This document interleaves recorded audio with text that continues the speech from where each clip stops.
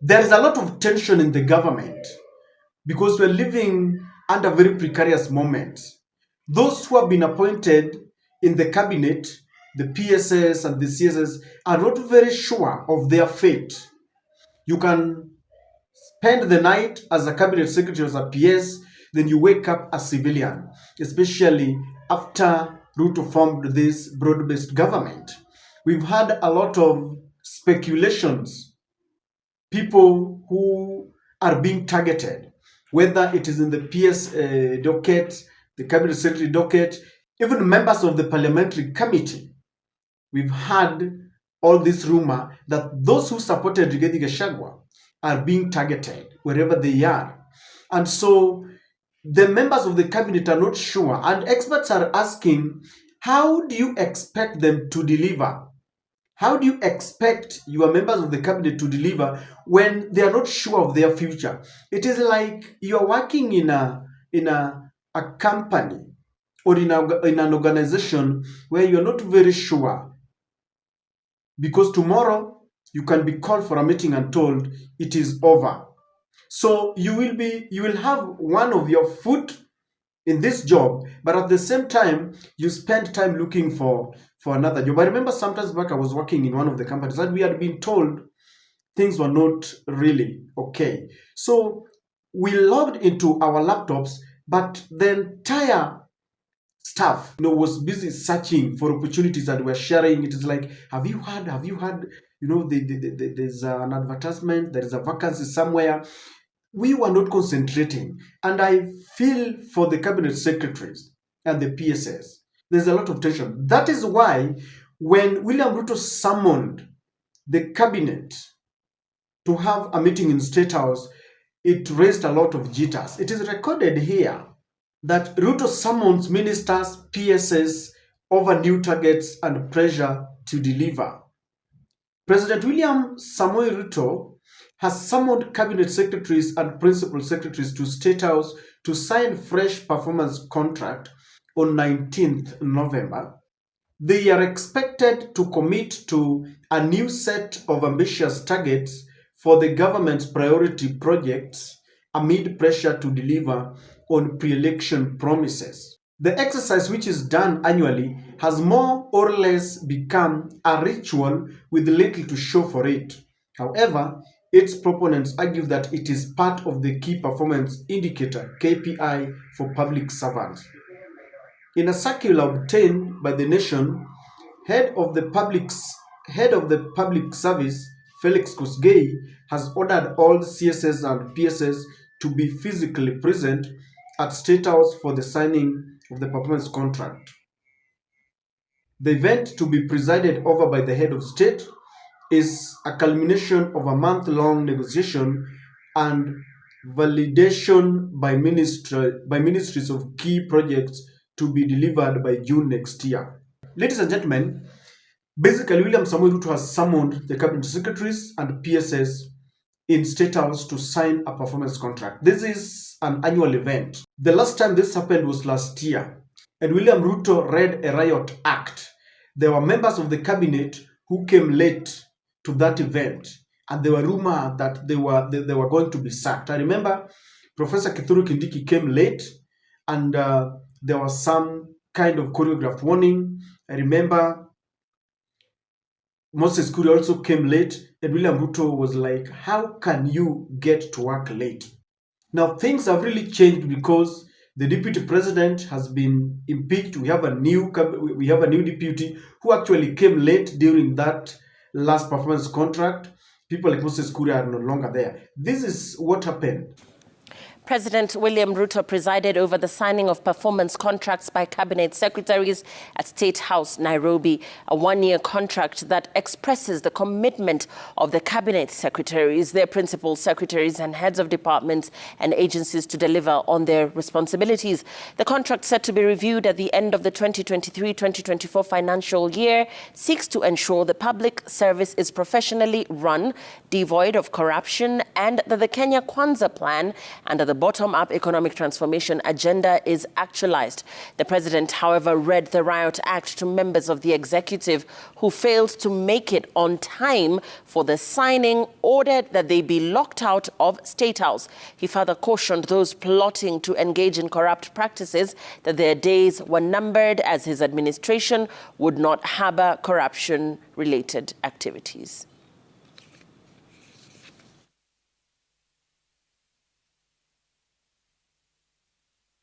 My office has initiated the development of a public service management bill that seeks to streamline and standardize performance management in the public sector. It will provide a framework for rewarding meritocracy and performance while fawning on ineptitude and discouraging non-performance. The president has no intention whatsoever to have his contract terminated by the people of Kenya. His very intention is to have it renewed, and therefore those working under him must perform and perform efficiently. Many of you, the people I speak to, don't even know what is going on in your ministries or departments. You have very scanty information. The moment I know more than you in your ministry, then you must begin to understand that something is very wrong. Because by constitution, you are supposed to advise me. Explain to me how you are going to advise me if you have less information than I do. Who is going to be advising who? I call many PSs. You ask them what's going on here. They have no clue. And Deputy President, You will agree with me that there is a lot of pressure from wananchi to ensure that Ruto's cabinet, perform. To ensure that what they promised people during the 2022, campaigns are implemented. But when you look carefully at the cabinet, you will realize that this cabinet will not perform. Because William Ruto himself told us that he had appointed an incompetent cabinet. Those are not my words. It's the one who told us that when he inquires something from the members of the cabinet, he realizes he knows more than them. And therefore, there's no way they were going to advise him if he knows more than them. People have complained that William Ruto is suffering from two things. One, William Ruto is micromanaging his cabinet secretaries, his cabinet. This is what Rigathi was saying, that at some point he was telling Ruto that we had promised Kenyans we are not going to do this and that, but I've seen you have negated those promises and you are now doing the same things that we promised.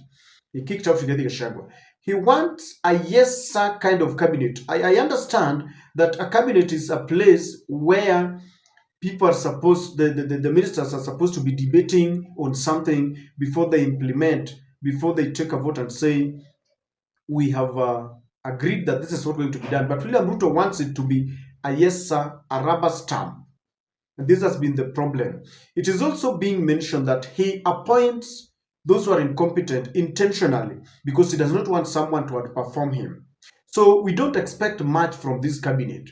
Number two, the policy of William Ruto and the UDA government cannot allow the cabinet to perform and deliver to the expectations of Kenyans. Take, for example, the former Minister of Education, Ezekiel Machogu, told us, in fact, he told the Parliamentary Committee on Education that he had written many letters to the Minister of Finance to release the capitation fee to schools, and there was no money coming. In that capacity, what do you do? And I remember him telling the members of the Education Committee that if there's something that you can do to compel the ministry to give out this money, please do it because I've done my best.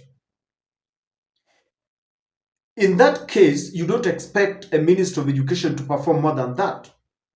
You remember in the Ministry of Health, Nahumincha, there were instructions when doctors went on strike that there was a certain amount of money that they could not surpass. So as she went for negotiations, She could not give out more than what Ruto had instructed. That was the policy. So sometimes these cabinet secretaries' hands are tied. You can lynch them, you can do whatever you want, but their hands are tied. When a government policy indicates that they have to work with the IMF has given instructions that all subsidies must be abandoned. And then maybe somebody like John Badi, who was criticizing the government, has gone there. He realizes that there are several documents that had been signed, contract between IMF and World Bank and Kenya. He goes there, there's nothing he can do. It was signed between the government of Kenya and IMF. So even as he goes there, there's nothing. So all these performance contract, events are mere formalities. Like William was saying, it is a ritual. Many people don't actually believe in them. It is a ceremonial event with nothing to show for it. Like you remember, we were the other time when Kithure Kindiki and Moses Kuria came late.